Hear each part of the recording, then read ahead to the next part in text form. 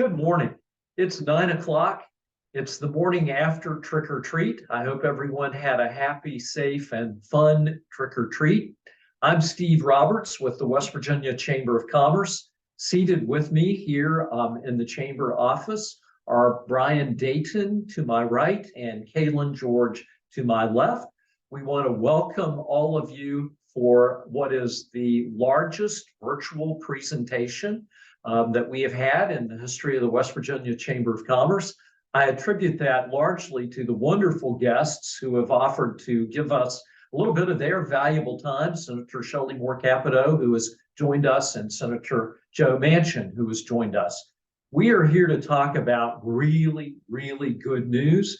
We are seeing West Virginia's level of employment increase to levels that we haven't seen since Joe Manchin was governor of West Virginia.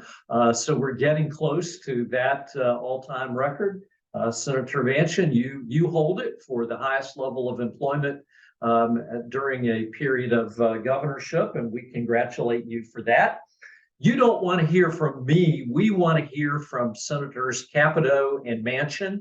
So I'm going to throw the floor for brief remarks to Senator Manchin and then to Senator Capito, and then we will go into moderated Q&A. We have asked for questions in advance so that we can kind of keep this moving. Our senators' time is very valuable. We know there is a lot happening globally that consumes your time. We appreciate you for the great work you do and for your public service on behalf of our nation and our state. With those opening remarks, the Appalachian Regional Clean Hydrogen Hub is fantastic news for West Virginia. I'm not going to cite any numbers or give any details because we want to hear directly from our United States senators about those things. So Senator Manchin, please open us up and thank you. And we'll come to Senator Capito in just a few minutes. So thank you.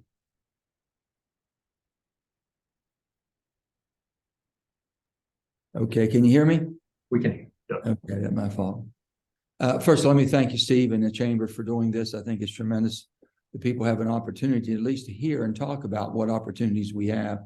I'd like to thank everyone for joining us and to hear from myself and Senator Capito. This has been a team effort. Any of these projects like this, it takes all of us working and pulling in the same direction to make it happen. And we just brought it to everyone's attention, the great opportunities we have in West Virginia to support hydrogen and why we are open to transitioning, not threatening any of the fuels that we have now, whether it be coal, the natural gas industry, and all the different chemical jobs that we have in the chemical industry. If anything, we're supplementing that, and it's enhancing the opportunities for us to do even more.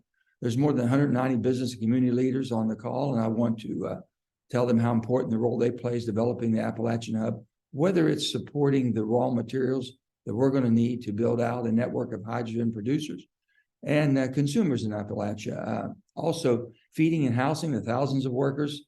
The project's expected to provide jobs for and anything in between. There's an awful lot of correlation that's going to go into this. It's truly once in a lifetime opportunity, as we've said before. The federal government's going to be investing $925 million, and that's expected to generate up to $6 billion of economic activity in the private sector with their investments also. For generations, we've done it all. West Virginia's been a tremendous energy producer for years and years and years. We've mined the coal, made the steel. We've done everything humanly possible to support our country. This is another way for West Virginia to continue to keep that energy role that this country needs and depends on us. We take tremendous pride in that legacy, and we will continue to perform and provide the energy the country needs. We won the hub because of the hard work of so many individuals and organizations. I couldn't be prouder to have been part of this bipartisan infrastructure law. In my committee, the Energy Committee, we were responsible for writing the energy portion of it. That's where we put the $8 billion in for the hubs, and there's supposed to be 4 hubs. I think they've expanded that to a certain extent. Shelley, and her role as being the head person on her side as far as on BPW, it takes all of us working and coordinating that to make that happen. But we brought it to their attention. West Virginia is the place it should be. And we won that because of the team that was put together and the ability for us to offtake this new energy and use it in a better fashion and cleaner and enhance what we're already doing. So after the Inflation Reduction Act, include the first ever hydrogen production tax credit, which really made this take off, and included our hub will be eligible for the 45V. So our little state is again punching way above its weight class. And we once again have the chance to be a leader in groundbreaking energy industry that's going to strengthen the nation's energy and national security while reducing emissions and helping protect the environment that we love. That's a responsibility. And I've said this so many times. You cannot eliminate your way to a cleaner environment. You just can't quit using things that you think you don't like when you have to have it. But we can innovate our way through technology. That's what we're doing. And this is what the Hydrogen Hub will do, not just for West Virginia and the opportunities, 20,000 construction jobs, many, many thousands more after the hubs are built, and all part of the country and all part of our state will benefit by it. So I'm extremely proud to be part of this and the team that was able to bring it back to West Virginia and make it happen for us. So again, I want to say our entire state is going to benefit from this. We got to be in a positive mood. We got to work through all the challenges we're going to have, but we can overcome any of this and create so many more jobs and economic opportunity. So for that, Steve, I thank you so much for having us here today and working with all of you and with Senator Capito and all of us working together for our great state of West Virginia, but truly to enhance the United States of America and the opportunities that we're going to have to provide the energy it needs. Thank you, Senator Manchin, and thank you again for your fantastic work on the Regional Hydrogen Hub. And I'd now like to ask United States Senator Shelley Capito, who we warmly welcome and are always glad to see, to also make remarks because of your very key and important role, both not only as a United States Senator, but in several committee roles and specifically with regard to this project. So Senator Capito, welcome. Thank you. And we'd like to ask you to make some remarks. Sure. Thank you, Steve. And thank the West Virginia Chamber. As always, you guys are such a great organization to get, not just to talk about partnerships, but to really move partnerships along and show how strong they can be. So your communications teams there have been fantastic. So thank you for that, Brian and Kaylin. And so anyway, it's good, always good to be on with us. I'm going to call him Senator Manchin. I'm going to go right to Joe next because it's hard for me to, it's hard for all of us to call him anything but Joe. So I will say that as Joe mentioned, one of the things I think we've learned at the Hydrogen Hub opportunity for our state is that we really don't have to make a choice between production of energy and the environment. This project, which is a product of the bipartisan infrastructure package, which both Joe and I voted for, but also had a big hand in. And also, I would have to give a shout out to former Congressman David McKinley, who was very critical on the House side to making sure this came through. And so we're excited about it. When you talk about the uses, I'm sure it's the same with Joe, but for me, many people coming in my office talking about the possible uses of hydrogen. It's one of the questions that you get when people go, well, wow, this sounds great, but what are we going to do with hydrogen? It could be transportation, power generation, chemical manufacturing, batteries, all kinds of future industries that we're going to need and want to have, but also doing it in a cleaner, greener fashion. And I am over on EPW, where we do a lot of the environmental work, and some of the permitting aspects of this are going to be absolutely critical as we move through this, something that we are continuing, Joe and I, through his committee and my committee, trying to work through to get more permitting reform. We will be using our traditional energy sources here, which is exciting because they're abundant. Natural gas is going to play a huge role here, but we're also going to have some renewable energy sources that will be playing into this, as well as the creation of hydrogen. I think if you weren't at the announcement up at Nettle, it was extremely exciting, but I think we're in a very critical phase right now. We have been chosen, I think, as one of 7, I believe, hubs around the country. But we are not, and I think that people need to realize this, we are not in the final phase of a full thumbs up to move forward. So today negotiations begin, and I want to thank the team, Aria and her team that put together the ARCH2 application, have been all over this state, making sure that we are bringing forward the fullest application that we can. And I think the partnerships that were brought forward, whether it's education, whether it's like Chemours or CNX, Dominion Energy, I have a list here, EQT, Fidelis New Energy, First Mode, Hoglick Aggregates, one of my favoritely named companies, Hope Gas, a whole bunch of different energy producers, chemical companies, and everything. The coalition that was put together here is extremely strong, and I think is why we are at this point. But now we are at the second critical juncture to which we can begin full implementation once we get the great okay. So part of this is the community engagement piece. And I think we do need to talk about this because you've got so many people on. As this moves forward, I think it's going to be important for us to demonstrate as communities, not just a whole state or region, but also as individual communities, how we can benefit. And I think the team's moving around to different areas to get this community engagement piece, because my understanding is it does play a role in terms of making sure you're doing all the things that you need to do to secure the final funding that goes forward. The private investment is going to be very, very important here. And I think the partnerships that have been formed not just know what they're doing, but know what they're getting into, and know that they're looking to form energies of the future.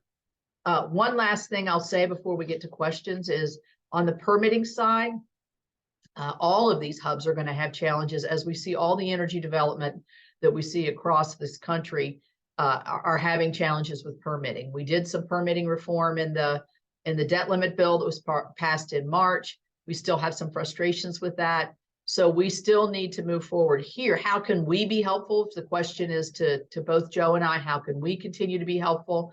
We can have our teams. I have Baxter's right here over my right shoulder. He is. Wait, he's my guy that helps me a lot. And I think the permitting reform piece of this, we need to hear back from you and back from the partners what would be the most helpful. I'm not saying we can get it done, but we can try. It's a steep hill to climb sometimes, but I think it's absolutely critical for us to get this project off the ground. So the numbers of employees, the numbers of investments are just eye-popping in some sense. We're excited about it and excited to, that not just us at the federal level, but certainly Governor Justice at the state level and others have been so critical here. So thanks for having us on, and look forward to any kind of questions. Great, and thank you so much for that overview. I want to go now to Senator Manchin, and I want to remind those who might have joined since we made the introductory remarks that we have the fantastic opportunity to be with both United States senators from West Virginia, Senator Joe Manchin and Senator Shelley Capito. And this is perhaps my opportunity to say that people from around the country marvel at how accessible Senator Capito and Senator Manchin are to their constituents. I think we probably are the best in the country. I think you are the best in the country at knowing and being with your constituents. People feel, as Senator Capito referenced earlier, people feel that they know you on a first name basis, and that just doesn't happen in other places in the country. So again, thank you for being so available, so open, so accessible, and so willing to meet constituent issues and talk to constituents about what's going on in these important matters. I know I speak for everyone on this call and for so many others in saying thank you for that. Senator Manchin, we have asked for questions and comments up front because we want to be efficient with everyone's time. So one of the chief questions that we are getting is, what does this mean related to West Virginia? What does it mean for investment, jobs? And I wonder if we could ask you to just talk a little specifically about the West Virginia connection here. A lot of people are saying, what is hydrogen? Hydrogen's been around for a long time. So when we put this into the bill, we try to put all technologies that basically have been proven, not matured. So if you're looking at basically the responsibility we have for our climate, but also the responsibility that we have and the need for the energy for our country to be the superpower of the world and maintain that, then we have to be looking at innovation and how do we basically mature this industry. So that's what we did by the tax credits that we've used and incentives, is trying to get more people using a proven technology, just maturing it. So the electrolyzers it takes to break down the molecules, those are going to be advanced, as you can see. Shelley talked about the gas that we have. We have what we call blue hydrogen is made out of natural gas. Green hydrogen is strictly from renewables, wind and solar, that uses electricity that comes from that to break down the molecules. So it's the green, that's the highest credit. And then it goes to blue, and it's all different types. But if you can sequester this hydrogen, which we have the ability to sequester, and we're working very hard, I know Shelley is too, with the EPA to get our Class 6 well permits so that we can start basically doing carbon capture sequestration. It's a whole nother thing. Let me tell you what we've talked about in the areas that are going to happen. We have in Mingo County, Adams Fork Project. They're going to be using coal bed methane to make hydrogen from, which is tremendous because we know that methane is an emission that's far greater concerns to the climate than even CO2. So able to capture that and use that to make to make hydrogen, that's a powerful fuel. Hydrogen it's got horsepower. I think it's the best way for me to explain. Hydrogen can do what oil, combustible engines are needing. You want to run planes and trains, heavy equipment, trucks, heavy trucks across the road. Hydrogen cells can do all of that. And that's really the thing that excites me, that we can move into where we're able to produce this with new technology and make it very competitive and a lot cleaner for our industry. You can also co-fire your coal-fired plants too, to remove to reduce your emissions. There's so much in that. All the chemical companies can use hydrogen. They can make hydrogen, which they will. We have also the TC Energy and Chemours facility produce hydrogen from water and electricity. They're going to be looking at green hydrogen. So we see so many opportunities. When you look at the amount of companies, and Shelley went through quite a few, but you have Empire Diversified Energy, Watt Fuel Cell Corp, Hope Gas, Hoglick Aggregates in Marion County, Mountaineer Gas, CNX EQT, Plug Power. Plug Power is one of the oldest in the country of using hydrogen commercial. It basically provides hydrogen to all of the forklifts that Amazon's using around the country. So they already have a tremendous market built in, and they're looking at coming to West Virginia. We're working very hard on that, and I think that's going to happen. But you have Transgas, TC Energy, Chemours, Fidelis, all of these. So, I mean, to tell you that you shouldn't have, whatever you're using today, whatever your energy source is today, I can assure you hydrogen can play a part in that. It can supplement that. It can add to it. We're not trying to eliminate things. We're trying to basically show that we can transition and do things and make the stuff we're doing today and do the heavy lifting that we've always done. But you're talking about every part of the state can participate in this, from the Ohio River to the Northern Panhandle. It complements everything. And we just had a big groundbreaking at Nucor, which broke all the records. I think it's on the Guinness Book of World Records. And it rained. It just made it as tough as could be, but people hung in there and got it done. So that one there, and you go up. If you haven't been to Form Energy up in Weirton, you cannot believe what's under construction and how it's going up so fast. And they're going to be producing batteries, iron batteries that can up to 1,000 megawatts. They can give you backup power for 100 hours. So we're doing things. West Virginia is transitioning while we're still producing the coal-fired utility 24/7 dispatchable power that this country cannot do without. To this point, and then we have our coal industries up 5%. So this, and I want to say to everybody, we in the United States are producing more energy than ever before. I know you hear all the rhetoric coming out of Washington, this and how bad things are, blaming people. But I can tell you with energy today, we're producing 4.6 billion barrels of oil. We've never done that. 37 trillion cubic feet of gas, never done that. We're producing about 13.5 billion cubic feet of LNG that we're exporting to the European markets. And I met with Dita Jurgensen, who's the head of the European energy markets, And what we're doing is backfilling. They'll never go back to Russian gas and oil. They don't have to now because they have a reliable partner in the United States. These are things that we're doing. And while we've done that, we're also doubled our capacity of wind and solar. So we can walk and chew gum. If you like renewables, we can do it. If you need the reliability of fossil fuels, we do it, and we do it better and cleaner than anywhere in the world. So I'm proud of all that. Hydrogen is just another part of our energy production I think we're all going to be proud of.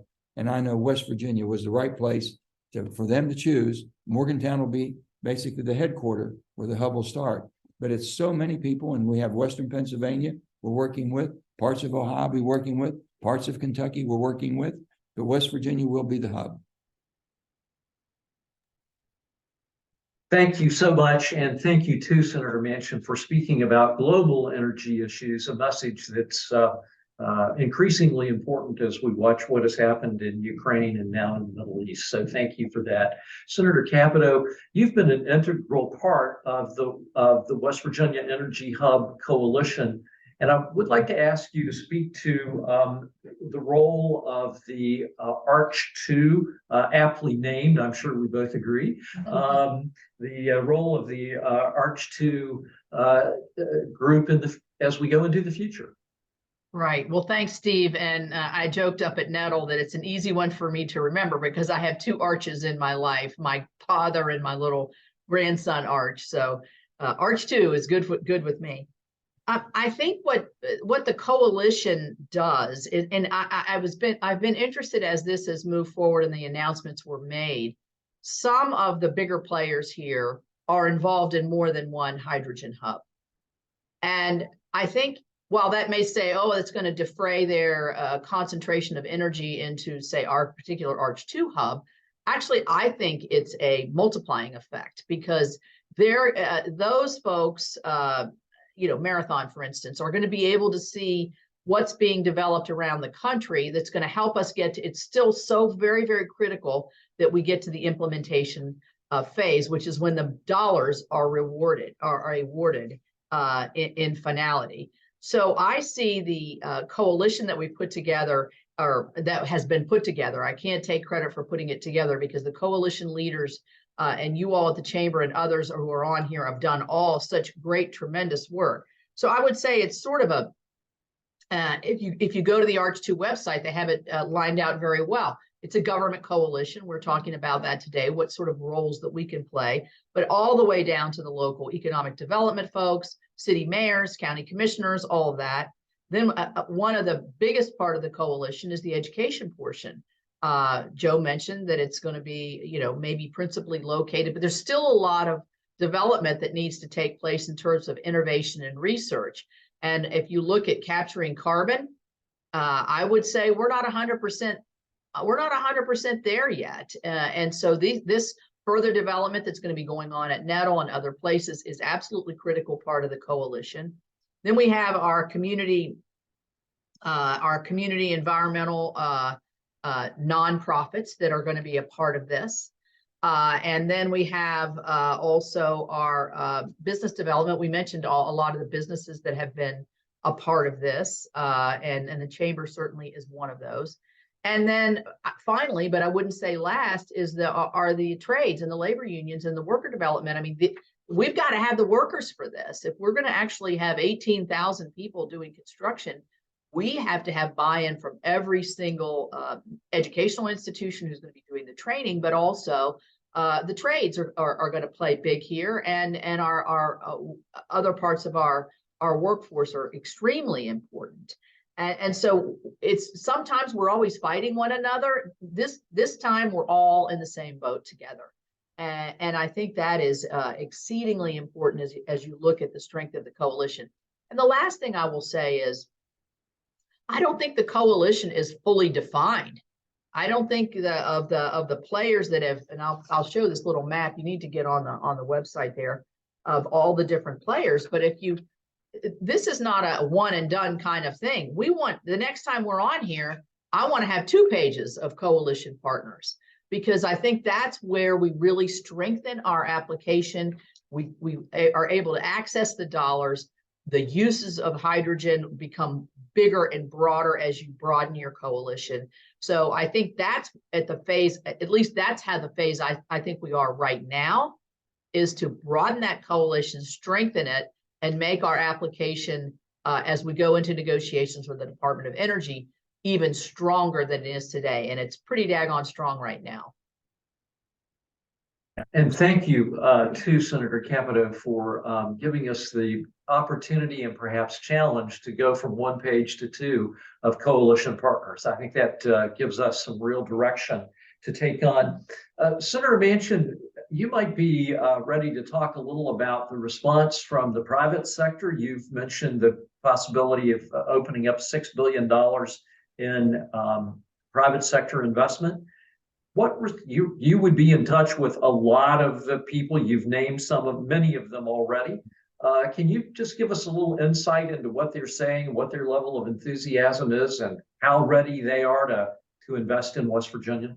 Well, I mean, the excitement is high. We all know that, and all of our offices are getting inundated, and especially with our energy committee. And I know that Shelley's committees is doing the same thing. They're coming at us from all different angles, looking at West Virginia being that hub. I want to mention something on education because Shelley was spot on. Let me just tell you, the community technical schools are really going to play a large part. They can be a partnership everywhere in our state, basically providing the expertise that needs to be taught in these categories.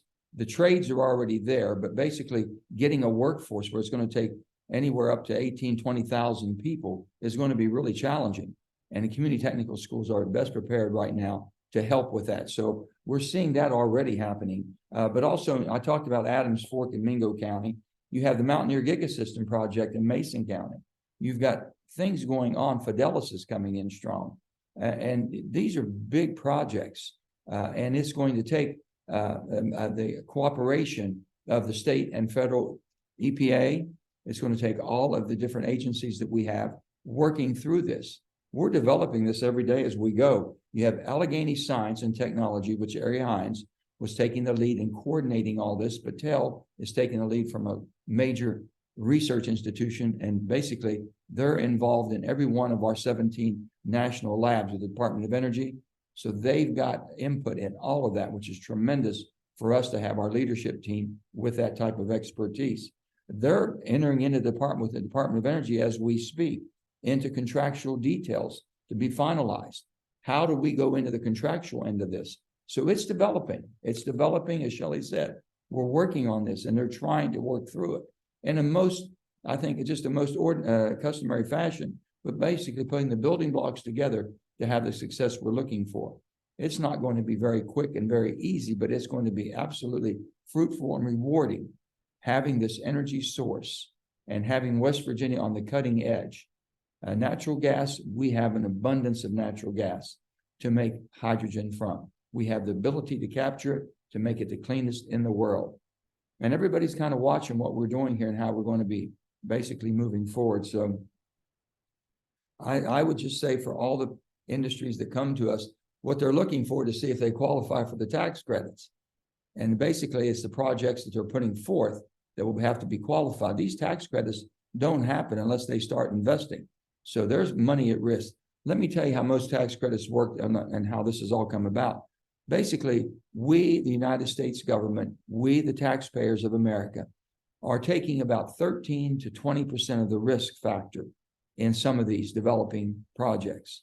Well, if you're taking just pie in the sky, then that's a heck of a risk. If you're taking a technology that's been proven but never matured, that minimizes your risk. So West Virginia, what we're doing in West Virginia from the federal government with $925 million, you get about a 6-to-1 ratio on that, as you can see. We expect about $6 billion of new investments that'll be able to get their credits for their investment and production tax credit and 45V. Those are tremendous. And on top of that, if you do it in coal country, you get an additional 10% credit. That has been the attraction of leaving nobody behind. So anyone that has a coal job or have had a coal job, any area of West Virginia that had a coal plant or basically had a energy, such as a coal-fired plant, is going to be able to qualify in those regions for these credits that are going to be tremendous for companies to come and basically have a better opportunity of succeeding and not have the greatest risk of 100% of the project. That's what makes us different in America right now. And it definitely makes us different in West Virginia with additional 10% on top of everything else. So as you can see, we got a lot of people knocking on the door. We just got to make sure we got the right team together that can follow through. You know, we told both of you going into this that we would be very respectful of your time, and this is a fascinating conversation, one that I'm not eager to end. But out of respect for everyone's time, let me just say, and this will be in the way of asking each of you to make any closing comments or raise any issues that you would like to raise. Now, we're hearing from employers that are in West Virginia and employers that are looking at West Virginia that some of the things that matter most to them, of course, are workforce readiness. Can we offer the workforce that they need? To a company, they are saying to us that opportunity for all is important to them. They want to make sure that our doors are open to all. They point out the need for access to internet, and I'll just go ahead and say, for the benefit of both of our United States senators and those who are on the audience, we've had a couple of internet interruptions during this. One of the reasons we didn't want to do live questions is we were a little bit concerned about internet reliability. And finally, they have pointed to the importance of access to renewable energy. So those are some of the things we're hearing. But I say that in as a way to sort of tee up to you some closing remarks on how can we do everything we need to do to support you, to support your work, and to make sure that West Virginia can take full advantage of the opportunities that are coming by way of the Hydrogen Hub. So, Senator Manchin, I might go to you and then ask Senator Capito to close out, if I may. Thank you. Sure. Well, let me just say that I'm extremely optimistic. I think West Virginia is best positioned now more so than we've ever been in my career and also in my life to have these opportunities that are coming to us right now. And again, I said it's because of the hard work and the bipartisanship that we've brought to basically people want to come to a state where they know people want to work with them. So first of all, the state government has to be open, and it has been. The development office has been extremely great to work with. Mitch Carmichael and his team have been wonderful to work with, Mike and all of them. The governor's office has been very accommodating. So we've been able to work with everybody, and Shelley and I, and then we miss David. David was a tremendous part of this team on the House side, but we're working with everybody that we possibly can to highlight what West Virginia has to offer. We have to be recruiting workers also. Every West Virginian that wants a job and has the ability to learn and going to have tremendous opportunities. And we want to make sure they know that. But we're not going to run short of workers because we will recruit anywhere and everywhere we possibly can, as basically our forefathers did when they were building the coal industry or building the steel industry or the chemical industry or the manufacturing. We had people coming from all over. So I think it's a tremendous opportunity for us to grow our population in West Virginia also, if we show them the quality of life that we have to offer. On top of that, the quality of a job. Internet connectivity, both Shelley and I have worked very hard on that. We've been able to acquire more money because of accurate mapping today. The federal government was absolutely dead wrong. And was able to stop basically putting money out to areas that were already covered and not putting money into areas that needed the coverage. We're able to get our fair share. And the next 5 years or so, if we're not hooked up with everyone having high-speed internet, it's our fault. We've got the opportunity now, and I think we have the will and desire to get that done. That changes. That's a game changer for West Virginia, every part of our state. And I've said this, in 1936 with the rural electrification, if we can get a electric line to every household in America, we sure as heck in the 21st century can get everybody hooked up with high-speed internet. That's as critical today as electricity was back in 1936. So that's what we're working towards. That will happen tremendously. People want to basically have a quality of life where they can live in. If we didn't see anything, what we saw through the pandemic, if you traveled around in the pandemic and saw all of our parks, every one of our cabins, everything was filled. And a lot of out-of-state people. Just think of those people that would love to be here and stay here and be able to work remotely in the beautiful state of West Virginia. So we're going to take advantage of that. Next of all, we've got to be opened up to people coming into our state that want this opportunity in jobs and welcome them. I think every community in West Virginia should be looking how they can recruit workers, either from other parts of West Virginia because of the opportunities. Look at Mason County now. Look at Nucor, what Nucor, and then with Fidelis coming on too, what that's going to happen. Up in Weirton, the resurgence up in there, and all of the extra businesses that are following Form Energy. We're seeing it everywhere. And now with this hydrogen hub, it just basically supplements and plays into everything that we've done. So I'm extremely proud. I'm very happy for our opportunities we have. The most important thing is the positive message that we send from the Chamber of Commerce to our labor workforce, to our colleges and education system. We are open for business. We're going to help train you for the best jobs as you possibly can, have the quality of life in the greatest state of West Virginia. We've got to be positive. Not only do we sell our tourism, we've got to sell the quality of life and the opportunities for a quality of life. That's what we have to start doing more of, and I think we can. The opportunities are here now. It's up to us to take advantage of them, but be able to make sure that West Virginians know what's available for each and every one of them. I don't want to hear in schools, I don't want to hear parents saying, you're going to have to leave the state. How long have we heard that? Have to go somewhere else to find a good job. That is not the course they should be taking today. I would hope every parent would look, call my office, call Shelley's office. We'll help you connect with opportunities.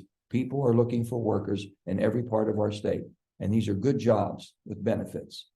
So with that, I say thank you. Thanks to the Chamber for being involved, pulling us all together. Let's keep informing West Virginia on what we are and who we are and what we have to offer. I think that's a tremendous opportunity. I've been a salesperson all my life. This is the greatest product I've ever had to sell.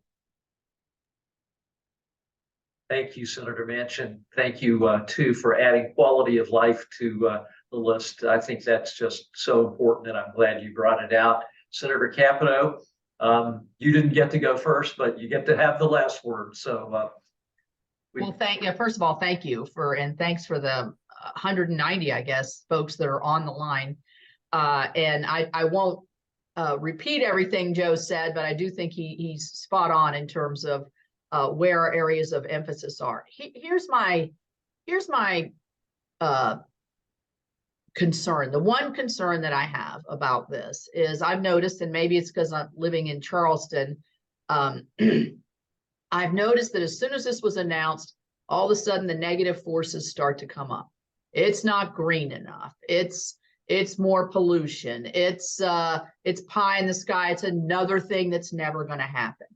And you know, if there's an information vacuum, and that's the only conversation that's being heard in the public, that's going to take, we know how those things take over. So what you're doing, and I hope what every member will do from here, is expand the conversation in the positive way. Yes, it's green. Yes, it's technologies of the future. Yes, it's a coalition that's big and broad and built strong. Yes, West Virginia can play a part, as we have in the past on our energy production, a part for the future into as far as the eye can see. And even take some of the technical aspects that we've talked about, whether it's the sequestration of natural gas, of carbon, or whether it's more use of renewables. I mean, we see these things developing every single day. So we need to make sure that we don't leave an information vacuum here that's going to be filled with what we know, the negative forces, a lot of them being driven by the national, to be quite honest, and it comes right into our state. And to make sure that all of the positives and the reality of what's going to happen here is what we're talking about. So I noticed over the weekend, I'm sure that Joe did as well. Brad McElhaney did a pretty in-depth article on the hydrogen hub and talked about what is it. It sounds like something good, but what is it really? You know, we need that every single week. to make sure that it's sinking into these communities that are possibly going to be where the hubs are and that are being talked about.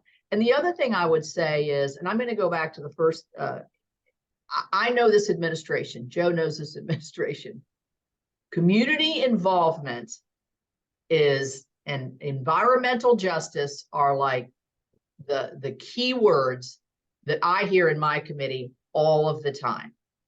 Well, in my view, if you want to talk about communities in our state that have energy potentials, we fall right into those categories. But we have to make the case. And that's why I think this community engagement piece, because I know it weighs heavily when they start to grade the applications. I know it weighs heavily. So everybody who from around the state who's on here, the community engagement piece is really, really critical.